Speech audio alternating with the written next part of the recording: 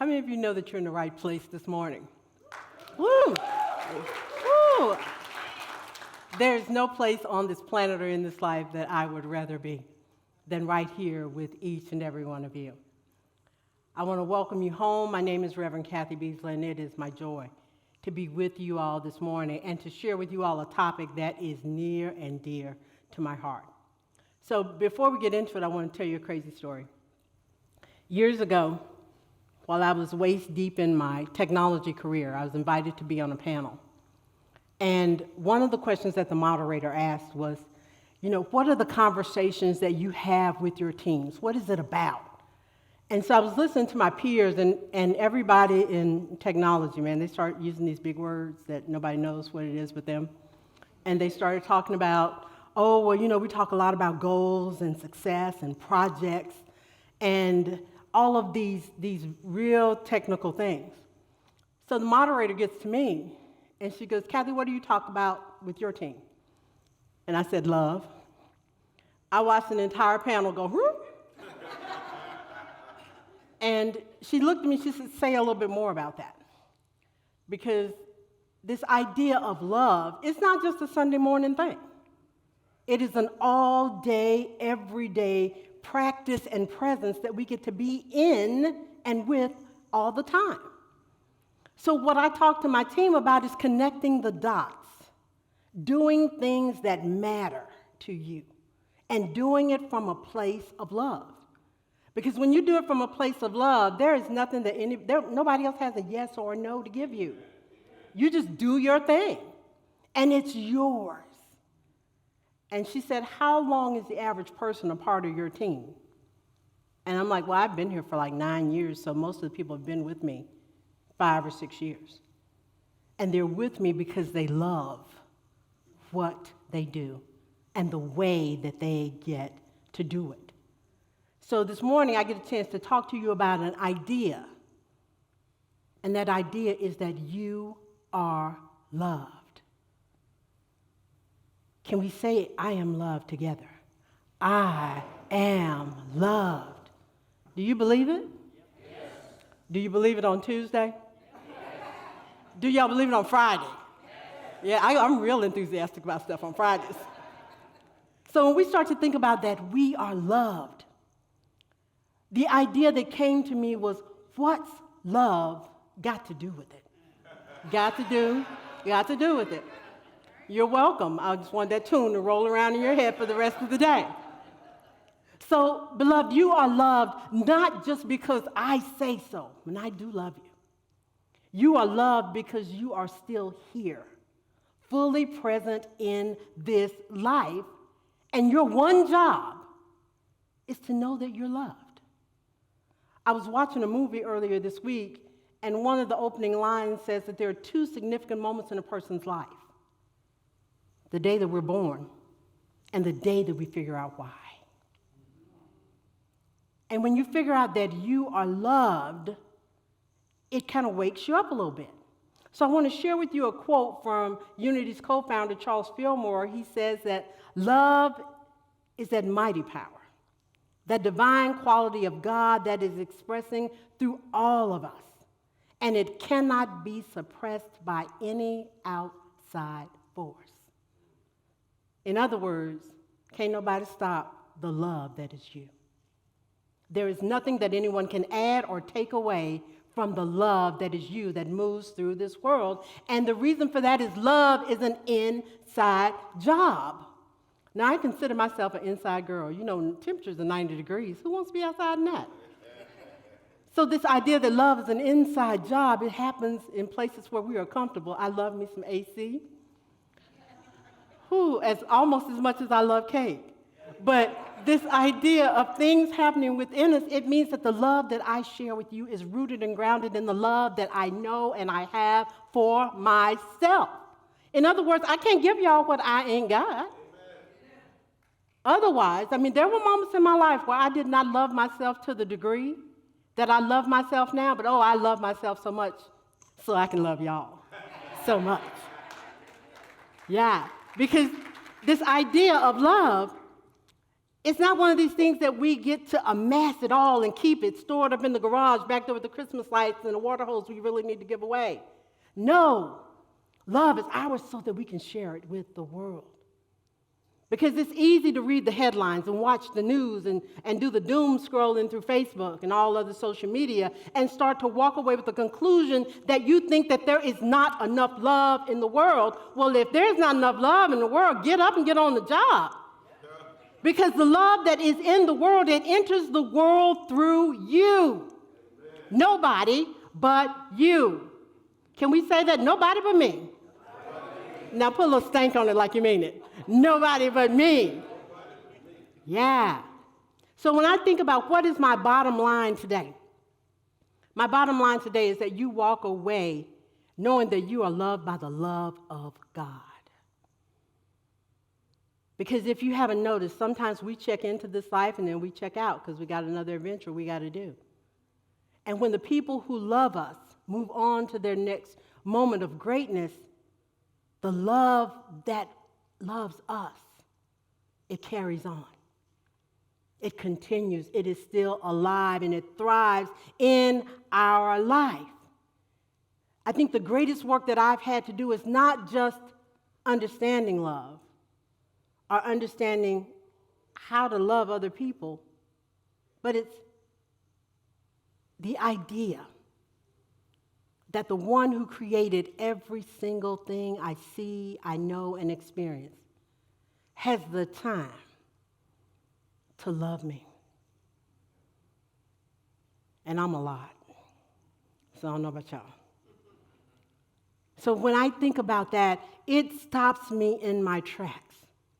Because it says to me that I matter, that I'm worthy, and that I am enough.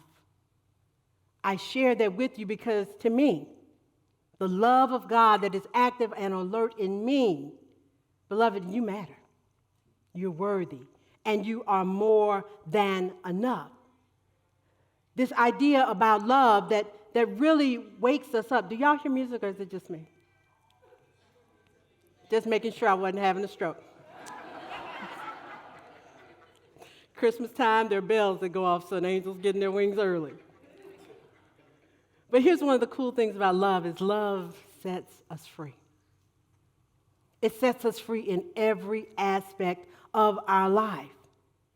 It sets us free from everything that does not support the life that we want to live right now. Now, the life that I want to live right now may look very different on Wednesday. It might look different next Saturday, but it is the life that I want to live in the now moment. And love separates me from everything else. It liberates and sets me free to be able to do that. And when love liberates us, it sets us free in a way you ain't been set free until you have been set free by the power of love. It sets us free from our memories of who we used to be, where we used to go, the things that we used to do, and all of the people that we used to do those things with. But it doesn't say to us that, okay, Kathy, you're less than. No. It says to us over and over again in our freedom that we are more.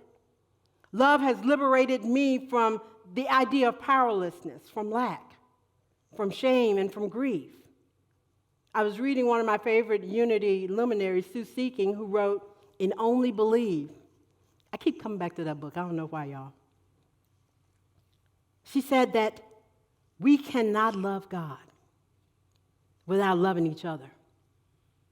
For humanity, that's us, is of God, and God is in humanity.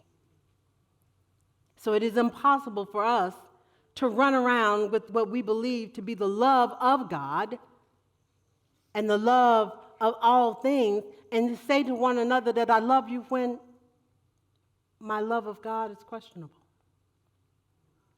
You see, it draws all things together. In other words, it says that our ideas about God and our experiences of love are all bound up together, all in the same place at the same time. It's kind of like Thanksgiving dinner. A whole lot of good stuff on one plate. That's how love moves in our lives. It puts all the good stuff together into one place. And it is impossible to have one thing without the other. I cannot love you without loving God. Because the way that works is the God in me sees the God in you and says to you, I love you. With the same force, because God doesn't whisper, because you can't whisper to me. My relationship with God doesn't sneak up on me and go, girl, I love you. God has to go, Beasley, I love you. And I go, oh, yeah, I forgot. I love you too.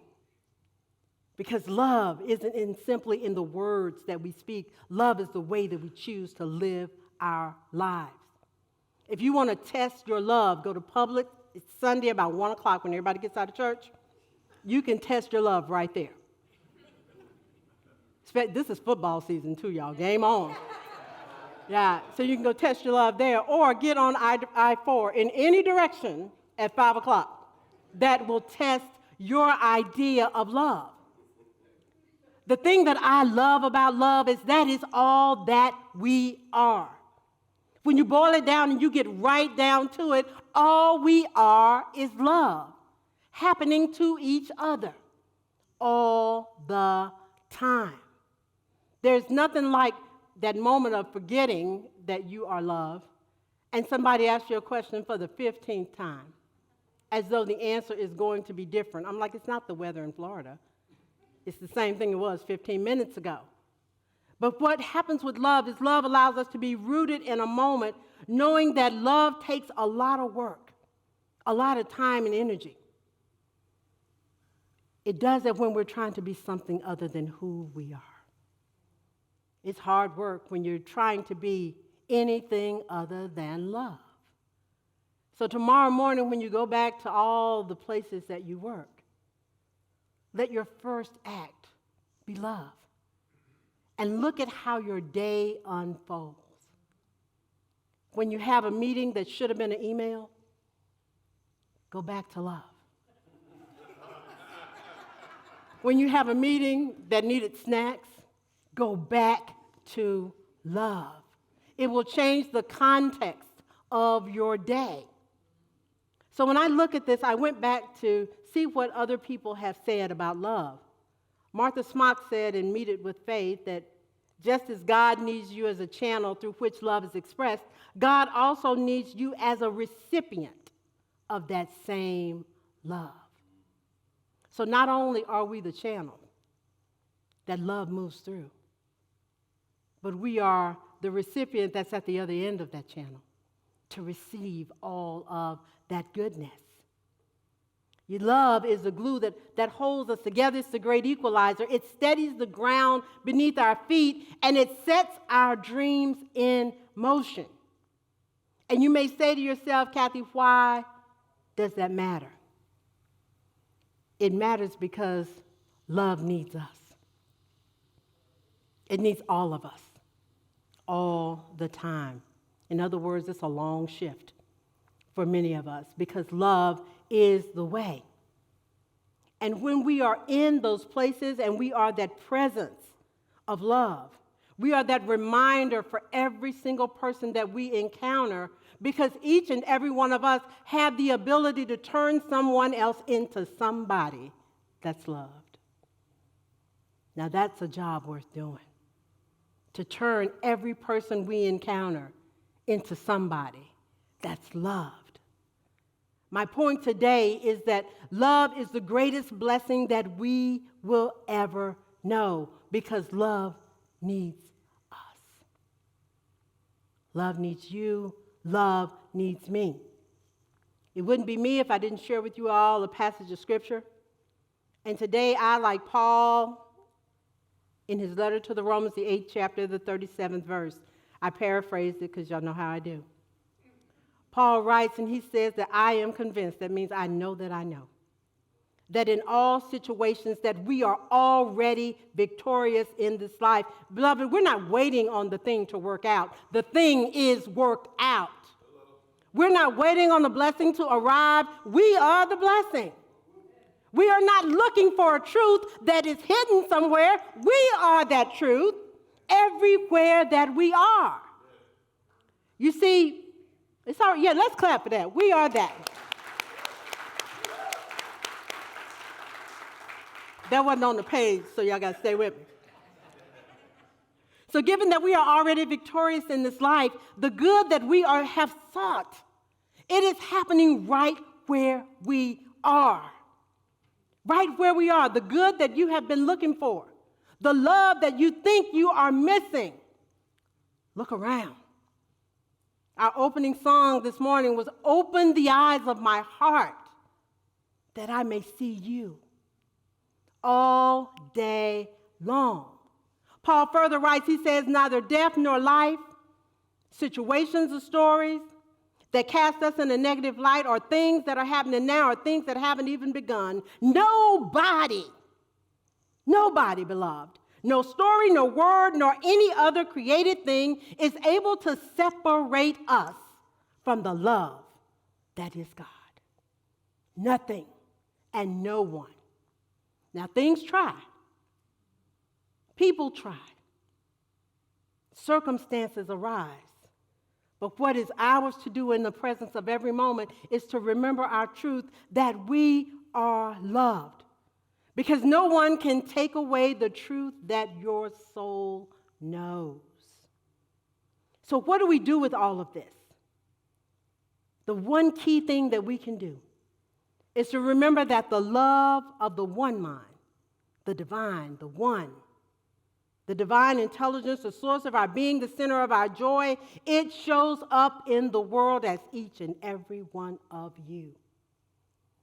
I've had my times in my life where I've had a chance to travel hither and yon, and I have yet to find love growing on a tree, swimming in the ocean, on a beach, by the side of the road. I find love in the eyes of those who are in front of me.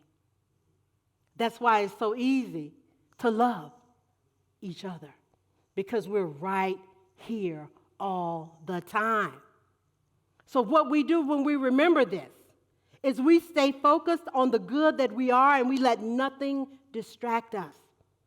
We keep our heart and mind, as my grandmother would say, stayed on the right things. No matter who or what comes our way, we stay focused and we hold up the light. Now, beloved, what is yours to do is to know that you're not on a search to find love, because you are loved. And when you are loved, you have love enough to share with anybody who comes your way. You don't have to worry that it's the middle of the month and you might be running low on love and you need to get to love's filling station and fill up on a little bit of love. You always have the exact right amount you need for the person that's standing in front of you. Always. It only works all the time. This idea of knowing that we are loved, beloved, you don't have to wait until you get your ducks in a row or get all your eggs in one basket. You don't have to get right, because you are all right. All the time. So as I wrap up my time with you today, there was a time in my life I remember where I thought God was the distant, all-knowing, divine scorekeeper in my life. And it was a different game and a different way of being, because I felt like I was under spiritual surveillance all the time. I thought to myself, surely I cannot be that interesting. But what I recognized in this very room is that these are the eyes that God looks out upon the world with. These are the hands that God reaches for folk I haven't seen in a long time. This is the voice that I raise in the name of all to be good and all to be true. I had to let go of this idea of getting the right job, driving the right car, going to the right school, and accept myself as whole, blessed, and complete as I am in any now moment. And remember the song of my soul, that I am loved. I am loved by the one who loves everything and everybody. So family, because you are loved by the one, that means that there is no good thing that is withheld from you, and there is nothing that you cannot do. There is nothing that is beyond your reach, because the flame and the light of love is ignited and alive in each one of you. UCFL, you are loved, and you are loved. And the love of God always enfolds you. And here's the beauty in that. Ain't nothing you can do about that except just be loved. So UCFL, I love you. I bless you and I appreciate you. So I release these words to let them do what they do in your lives and your hearts and in the world through you and as you. I declare that thing to be good because you are loved. Amen. Ashe, ashe. And so it is.